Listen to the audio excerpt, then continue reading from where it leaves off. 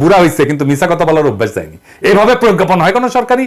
আপনার সরকারি অফিসে অনেকে কাজ করেন, আপনারাই বলেন এভাবে প্রজ্ঞাপন হয়? যখন অন্তর্বর্তী সরকার গঠনের জন্য আসিফ নজরুল ঘুটু করিচ্ছে, আমি তখনই বুঝছিলাম এইখানে ইন্ডিয়ার লোকজন ঢুকে গেছে।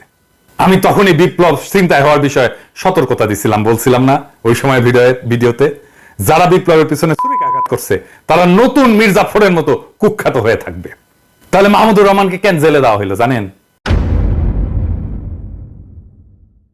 মাহমুদুর রহমানকে জেলে দেওয়ার প্রকৃত কারণ হইল তিনি ভারতের আসল প্রভুদের জন্য একটা আপদ।